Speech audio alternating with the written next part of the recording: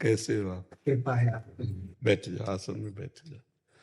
इनको चुनरी पहनाओ, इनको दुपट्टा लाओ, इनको भी दुपट्टा लाओ। पूज्य गुरुदेव भगवान, अभी भगवान श्रीमन नारायण की प्राण प्रतिष्ठा हो रही है 7 से 10 फरवरी अच्छा, गौरी गोपाल में। श्री चरणों में। सर, कौन से ठाकुर विराजमान हैं? भगवान श्रीमन नारायण, भगवान श्री सीताराम चंद्र। अच्छा, कोई ठाकुर जी विराजेंगे।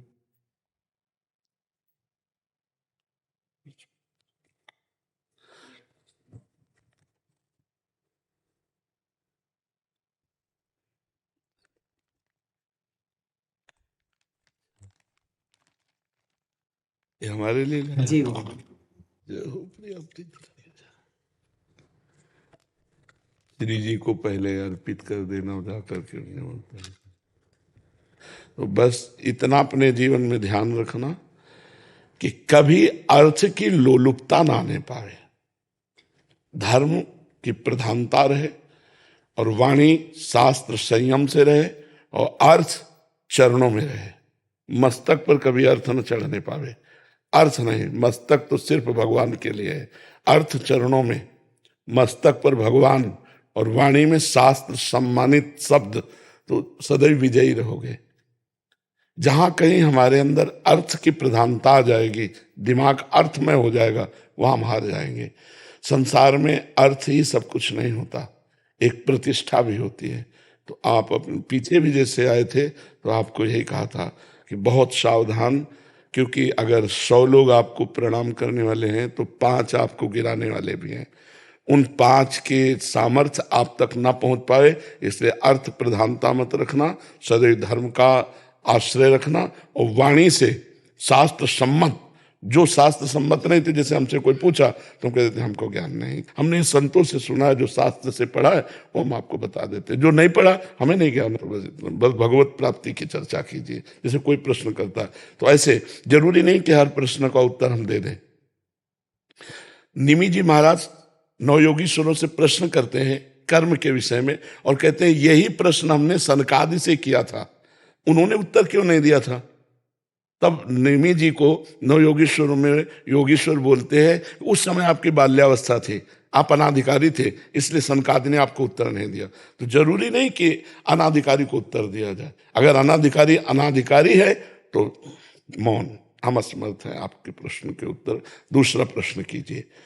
कहीं भी निमंत्रण हो, कहीं भी आपको बुलावा हो, पहले देखो कि मुझे यहाँ जाने से धर्म प्रतिष्ठा इस पे आंच तो नहीं आएगी।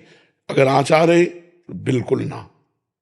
अगर हमारे धर्म की प्रतिष्ठा हो रही है और हमारे समाज इस बात को प्रशंसा करेगी तो हम जाएंगे, अन्यथा नहीं जाएंगे। ये जीवन में आप कोई सहयोगी नहीं है आपका, भगवान के सिवा कोई सहयोगी नहीं है। जिसको तुम सहयोगी मानोगे वही तुम्हारी जड़ काटने की चेष्टा करेगा। तुमको अपने पैरों के बल खड़ा होना है, भगवान के बल से। हमारी बात एक एक सूत्र समझ लो। प्रश्न का उत्तर वही दो अधिकार के अनुसार, जानकारी के अनुसार। वो अधिकारी होना चाहिए, आपको जानकारी होनी चाहिए।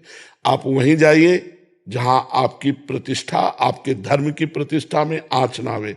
अर्थ उतना भावना कीजिए जितने से सेवा सामग्री सब सुरक्षित चलती रहे, वो भगवान देते रहते हैं। उसके लिए ऐसे करने की जरूरत नहीं। अगर हमारी सात्विक प्रवृत्ति से यश प्रवृत्ति बढ़ रही तो कोई हानि की बात नहीं, लेकिन यदि वो थोड़ा भी गिर करके बढ़ रहा है यश, तो वो यश सम्माननीय नहीं होता। साधु सभा में यश वही सम्माननीय होता है जो धर्म के अनुसार और गौरव के अनुसार बढ़ता है। तो आप गौरववान बनिए और धर्मनिष्ठ बनिए, जो आपके जीवन को आगे और प्रकाशित करे। कोई सहयोगी नहीं, पहला शब्द याद कर लो। जिसे तुम सहयोगी समझ रहे हो वही तुम्हें नीचा दिखाने की कोशिश करेगा। आपको अगर उन्नतिशील बहुत समय तक टिके रहना है धर्म क्षेत्र में, तो आपको अपने पैरों के बल खड़े होना पड़ेगा। इसके लिए आपको परिपक्व रहना होगा, स्वयं परिपक्व रहना होगा। यश बढ़ने में वर्षों लगते हैं, धूमिल होने में 2 मिनट लगते हैं। 2 मिनट में सब चौपट हो जाता है। इसलिए जो भगवान ने आपको दिया है यश, जो भगवान ने आपको पवित्रता दी, उसका निर्वाह आप कीजिए। संयम से स्वयं रहिए। कहीं भी कभी भी जो भगवान ने अर्धांग में विराजमान कर दिया, इसके सिवा कभी दृष्टि नहीं डालनी, नजर नीची करके बात करो, उत्तर दिया, खत्म खेल।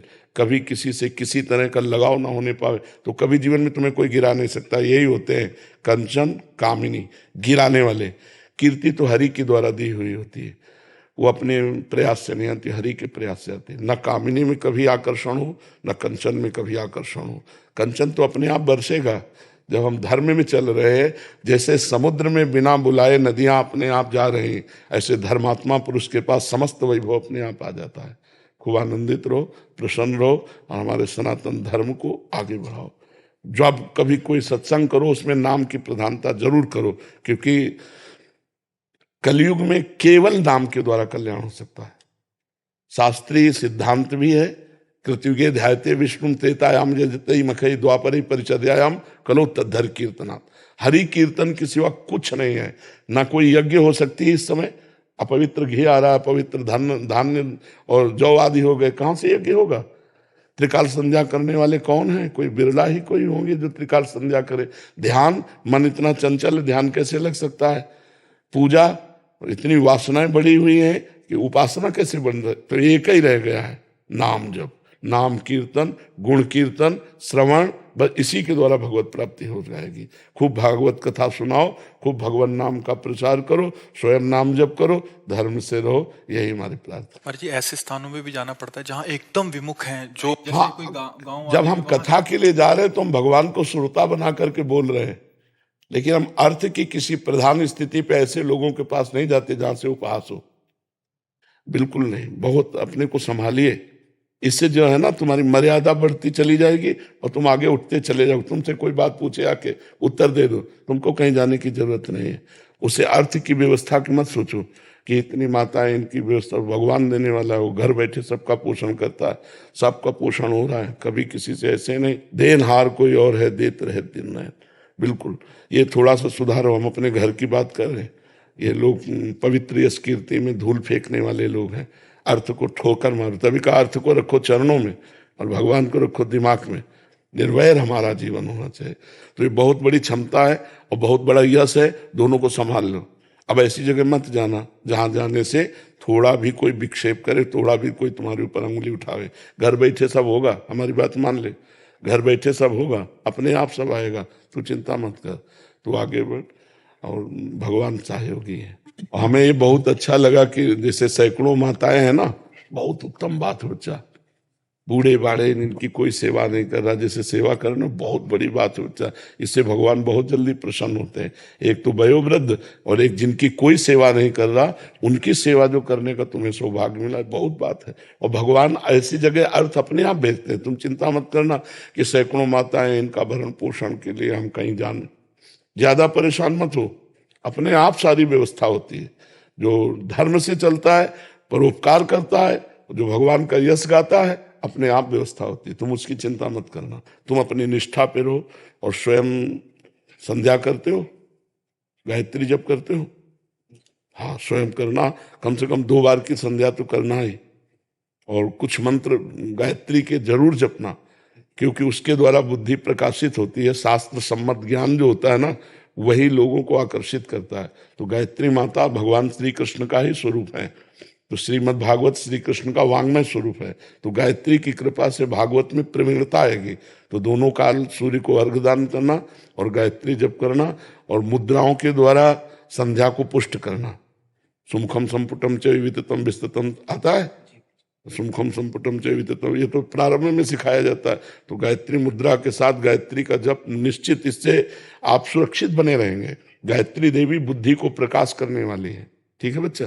कल रात्रि को गुरु जी सुबह स्वप्न में भगवान श्रीमन नारायण का, ठाकुर जी विराजे थे मंदिर में, और स्वप्न में भगवान जी के पास जाना हुआ। भगवान जी मंदिर से बाहर आए और गोद में आकर के बैठ गए। ये स्वप्न जब से मैंने देखा तो बस दिन रात वही चलता। हाँ, बहुत कृपा है। ऐसा लगता भगवान जी ने कहा कि हमें खीर और कढ़ी खिलाओ जी। तो ठाकुर जी, अभी भगवान जी विराजेंगे ना जी। तो मैंने बोला कि सबसे पहले ठाकुर जी को वही भोग लगाएंगे। नहीं, पवित्र हृदय में भगवान का प्रकाश होता रहता है। आप बहुत पवित्र हृदय वाले हो, बहुत सावधानी से बस चलते रहो, क्योंकि ये बात हमारी पकड़ लेना, कोई तुम्हारा साथी नहीं है, भगवान के सिवा कोई साथी नहीं है। अपने आप को सुरक्षित रखने के लिए बस सावधानी रखो, निष्कलंक जीवन व्यतीत होना चाहिए। ठीक है, धन्यवाद।